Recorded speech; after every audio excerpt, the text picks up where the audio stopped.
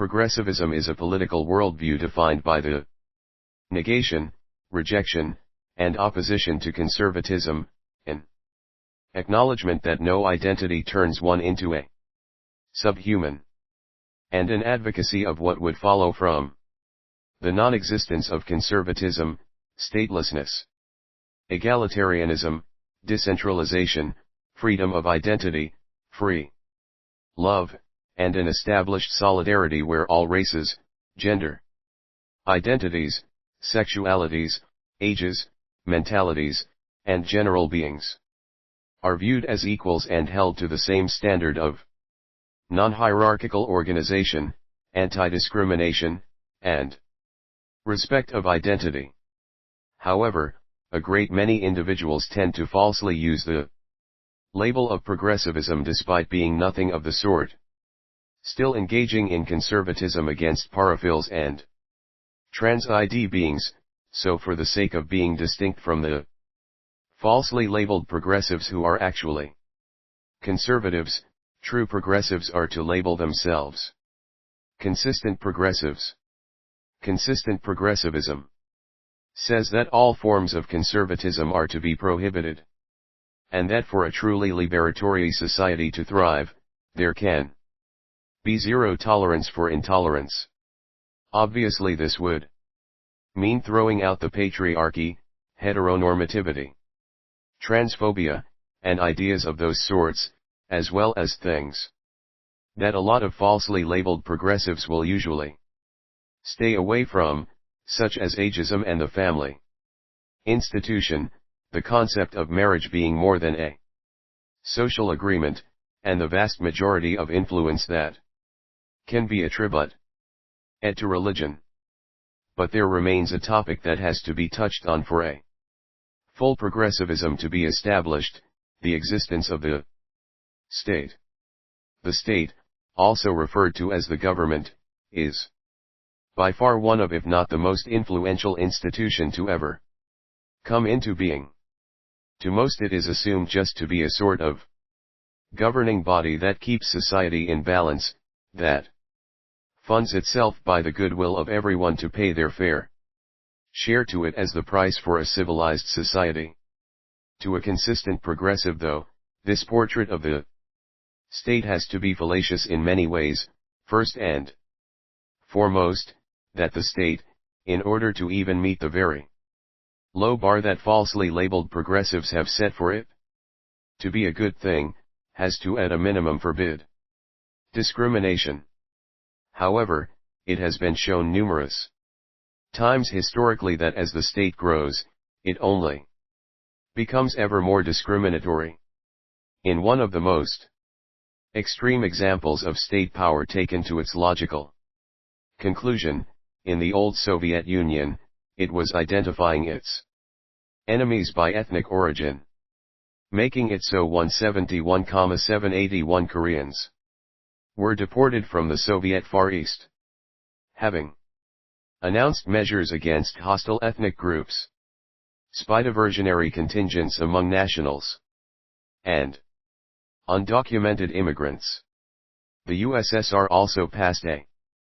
piece of legislation called Article 121, a bill in which, under Article 121 of the Criminal Code, a holdover from the Soviet era, sexual relations between men are punishable by prison terms of up to 5 years. Volodymyr Valagin explains that this wasn't even exclusive to the Soviet Union. This conservatism was spread throughout their controlled territories as well, as different republics of the Soviet Union had different criminal codes, such as Belarus, which passed Article 119 where a male homosexual act, muzhalostwo, shall be punished by imprisonment for a term of up to 5 years. In the USSR, Stalin's anti-sodomy law of 1933 to 1934 had only targeted male same-sex acts, and its retention after his death bolstered the principle of gender difference in the treatment of sexual crime while leaving Women subject to a second wave of medicalization as psychiatrists turned significant attention toward women. After 1953, the first wave of Soviet medicalization of women's homosexuality was in the 1920s. There was also rampant anti-Semitism and nationalism, particularly that Stalin's attitude towards the Jews seems to have been based in part on what he took to be Hitler's successful use of anti-Semitic demagogy. It was certainly also due to his increasing Russian nationalism, to which he felt most, or many, Jews were not truly assimilable, and the idea of a special Jewish predilection for capitalism is of course to be found in Marx. The USSR is an obvious example of statism becoming consistent conservatism when taken to its logical conclusion, but it will come to be found that this happens in every single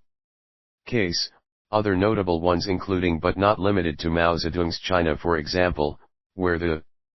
sexual castration of sexual deviants was practiced. Pinochet's Chile, where the military junta that assumed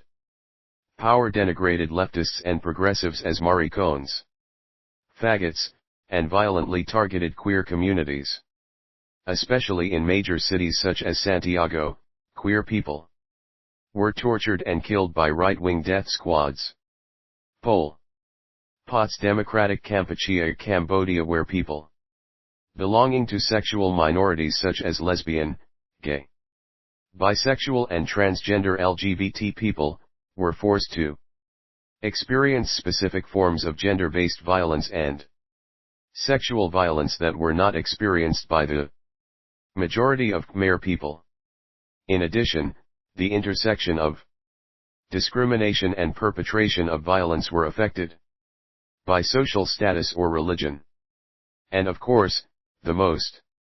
consistent form of conservatism ever practiced in Nazi Germany, where over 6 million Jewish people were executed as well as hundreds of thousands of homosexual individuals. There is solid reasoning behind why when state power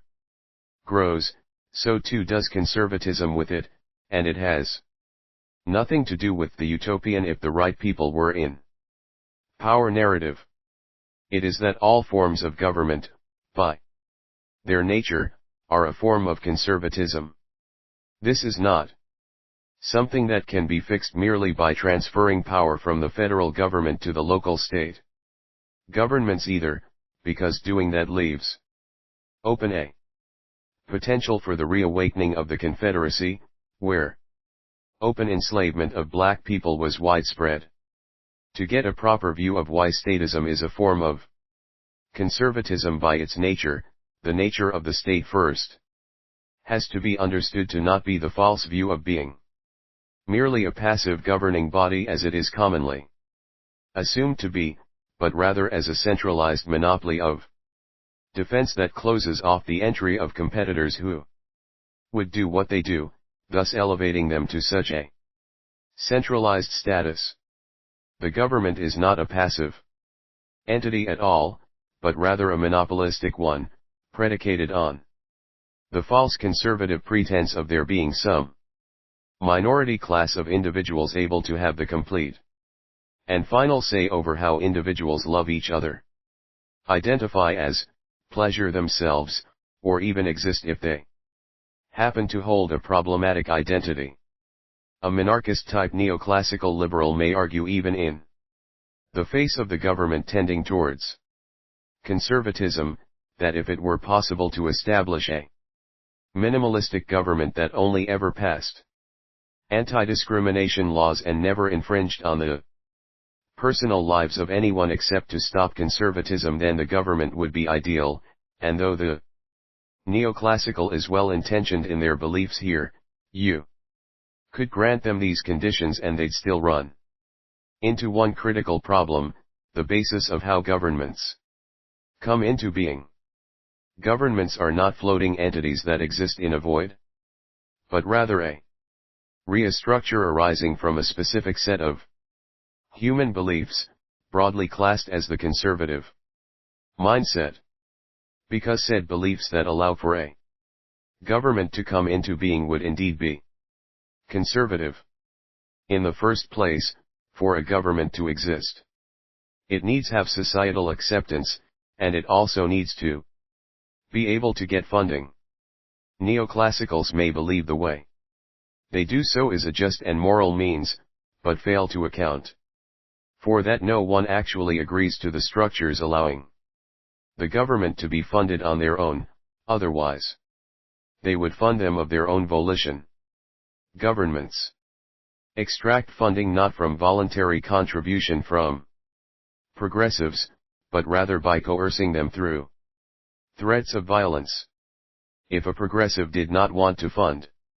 the government but rather wanted to fund a means to combat conservatism in their own way, they would be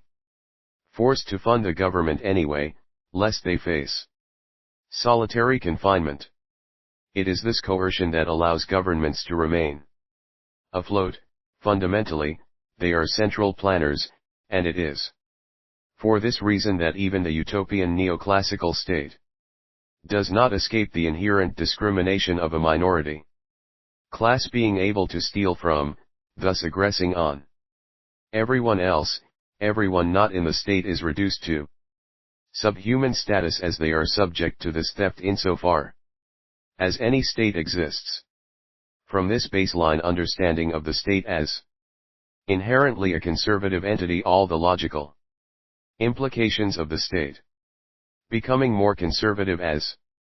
it grows can then be derived, as insofar as there is a minority bureaucratic class of individuals with some sort of magical right to aggress on everyone else, the subhumans, there will be an inevitably incentivized rush of competition to join the class such that the individuals, politicians, who get in, can be the discriminators and not the discriminated. From there the only question that remains for the inevitable growth of conservatism to go forth from the nature of the state would be, why stop at discrimination via theft? Patriarchs, racists, sexists, homophobes, transphobes, ableists, ageists, antisemites, and all other kinds of conservatives have a higher incentive than anyone else to join the state, because fundamentally it is the tool by which they can exert their conservatism within society, as already the societal conditions for them to do so would be put in place by evidence that the state exists. And insofar as the conservatism exists and the conservative mindset prevails and convinces the critical mass of people that it needs, that this discrimination is not something that should be actively opposed, the state can continue to exist as conservatism continues to grow unharmed. A truly progressive society must therefore necessitate that the complete and total abolition of conservatism must include the complete and total destruction of the state apparatus, because of the state being a conservative institution. Consistent progressivism must therefore necessitate decentralized force to abolish conservatism. For this reason it can henceforth be understood that any individuals following an ideology advocating for the continued existence of the state, even if they deny the inevitable implications of it, can only be seen as inconsistent conservatives, which includes all non-consistent progressives.